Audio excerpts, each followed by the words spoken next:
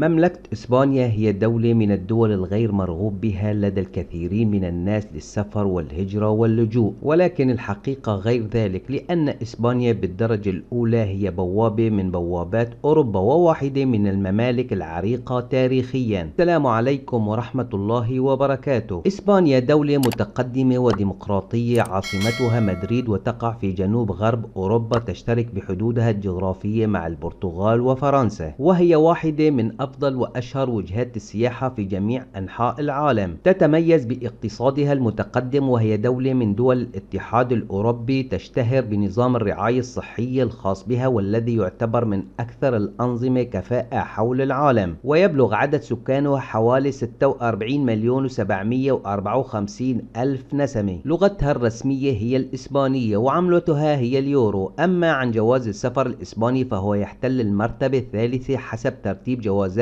السفر عالميا، ويسمح لحاملي جواز السفر الإسباني إمكانية السفر بدون تأشيرة إلى أكثر من 194 دولة حول العالم، مثل الولايات المتحدة الأمريكية والإمارات العربية المتحدة والمملكة المتحدة والبرتغال وفرنسا وهولندا وألمانيا وتركيا واليابان وجميع دول الاتحاد الأوروبي الأخرى. أما عن طرق الهجرة إلى إسبانيا، أولا الهجرة إلى إسبانيا عن طريق العمل. باستطاعة أي شخص خارج إسبانيا التقديم للحصول على تأشيرة عمل من السفارة الإسبانية بشرط أن يكون لديه أقارب يقيمون فيها، ولكن يتوجب عليه أولا أن يعثر على وظيفة أو فرصة عمل، ومن ثم الحصول على عقد عمل يوضح طبيعة العمل الذي سيعمل به، بالإضافة إلى اسم صاحب العمل والراتب وبعض المعلومات الأخرى. ويجب عليه حينها الاتجاه إلى السفارة الإسبانية الموجودة في البلد الذي يقيم فيه لتقديم الأوراق والوثائق المطلوبة منه، حيث أنه سيتم إصدار تأشيرة السفر هذه بعد استكمال الإجراءات الرسمية اللازمة لغرض العمل في إسبانيا. وبعد وصول الشخص إلى الأراضي الإسبانية يتوجب عليه التقدم بطلب الإقامة خلال الشهر الأول من وصوله إليها، كما يتوجب عليه أيضا التقديم بطلب للحصول على رخصة أولية مؤقتة خاصة بالمستخدمين للإقامة والعمل في إسبانيا. الشروط والأوراق اللازمة للحصول على تأشيرة العمل الإسبانية: نسخة من جواز السفر، دفع كافة رسوم التأشيرة، نسخة عن شهادة السجل العدلي الخاص بك، صورة شخصية حديثة بخلفية بيضاء، جواز سفر صالح وساري المفعول، عرض عقد العمل مع شروط الوظيفة، وصف كامل للوظيفة ونشاط الشركة، دليل على أصول صاحب العمل المالية، شهادة طبية تثبت بأنك غير مصاب بأي مرض، 3 صور شخصية بحجم صورة جواز سفر، رقم التعريف الضريبي في حال تواجدك في إسبانيا عند تقديم رقم الضمان الاجتماعي لصاحب العمل، مواقع البحث عن عمل في إسبانيا، كما أنك يمكنك البحث عن وظيفة من خلال مواقع الإنترنت الخاصة بالعمل، حيث أن المواقع هي التي يمكنها أن توصلك إلى صاحب العمل وتربط بينك وبينه. وإليكم أفضل المواقع للبحث عن وظيفة للعمل في إسبانيا: موقع إنفو جوبس، موقع كورنر جوب، موقع مونستر، موقع إنديد. والآن سأقدم لكم أهم المهن والوظائف المطلوبة في إسبانيا مع الرواتب: مدير مالي من 2670 إلى 8070 يورو شهريا، مدير مبيعات من 2340 إلى 7080 يورو شهريا، محلل بيانات من 1330 إلى 3810 يورو شهريا، سائق سيارة من 490 إلى 1640 يورو شهريا، مهندس مدني من 1410 إلى 4030 يورو شهريا، مهندس كهربائي من 1330 إلى 4480 يورو شهريا، مهندس ميكانيكي من 1370 إلى 4020 يورو شهريا، طبيب أطفال من 3280 إلى 9910 يورو شهريا، معلم مدرسة من 1170 إلى 3440 يورو شهريا، مساعد اجتماعي من 540 إلى 1540 يورو شهريا، الطهاة والطباخين من 920 إلى 2930 يورو شهريا، وظائف البناء والممتلكات من 830 يورو إلى 4510 يورو شهريا، وظائف الموارد البشرية من 1210 إلى 4320 يورو شهريا، مطور برمجيات الحاسوب من 1330 إلى 4030 يورو شهريا، مدير الإعلانات والعلامات التجارية من 2120 إلى 7320 يورو شهريا، مدراء تكنولوجيا المعلومات والاتصالات من 2510 إلى 7020 يورو شهريا. الهجرة إلى إسبانيا عن طريق تأشيرة دراسية: إذا كان الشخص الراغب في السفر إلى إسبانيا طالبا ويريد متابعة دراسته في إحدى الجامعات الإسبانية، فسيتوجب عليه التقديم بطلب للحصول على على تأشيرة دراسية من السفارة أو القنصلية الإسبانية في بلده الأم، وفي العادة سوف تطلب السفارة من الشخص تزويدها ببعض الوثائق الضرورية لإصدار تأشيرة السفر، وتشمل هذه الوثائق تأمين صحي، دفع رسوم التأشيرة، شهادة ميلاد حقيقية، تأمين السفر من وكالة معتمدة، سيرة ذاتية خالية من السوابق العدلية، جواز سفر ساري المفعول وصورة شخصية، موافقة الوالدين بالنسبة للطالب الأقل من 18 عام، شهادة طبية تثبت خلو الطالب من الأمراض المعدية، إثباتات مالية تكفي لتغطية مدة الدراسة 7000 يورو سنويا، تعبئة نماذج طلب الحصول على تأشيرة السفر بغرض الدراسة، إثبات يؤكد بأن الطالب حصل على قبول في إحدى الجامعات الإسبانية. المنح الدراسية في دولة إسبانيا: تقدم الحكومة الإسبانية منح دراسية لجميع الطلاب حول العالم، وهي مقدمة من وزارة التربية والتعليم الإسبانية للطلاب الدوليين المقيمين في خارج إسبانيا، وجميعهم مؤهلون للحصول على منح حكومية ممولة بالكامل، وهي متاحة لدراسة برامج البكالوريوس والماجستير والدكتوراه في أفضل الجامعات الإسبانية المشهورة، وبعض الجامعات الإسبانية تسمح لك بالدراسة فيها بدون شهادة آيلتس لبرامج اللغة الإنجليزية. المنحة الحكومية: تقدم الحكومة الإسبانية مجموعة مختلفة ومتنوعة من برامج التعليم للطلاب المحليين والدوليين عن طريق وزارة التعليم، وتعطى هذه المنحة الدراسية للطلاب بدرجة البكالوريوس والماجستير والدكتوراه، وبإمكانهم استكشاف المنح الدراسية الأخرى التي تقدمها الحكومة الإسبانية ومعرفة ما إذا كانوا مؤهلين للتقدم أو لا. للمزيد من المعلومات عن هذه المنحة يمكنكم الدخول على الموقع على الرابط الموجود في صندوق الوصف أو في أول تعليق. المنحة الدراسية UEC: تقدم جامعة UEC برنامج المنح الدراسية الدولية المتميزة من جميع أنحاء العالم، حيث أنه يمكن للمشاركين من جميع الجنسيات التقدم بطلب للحصول على منحة التميز الدولية في جامعة UEC،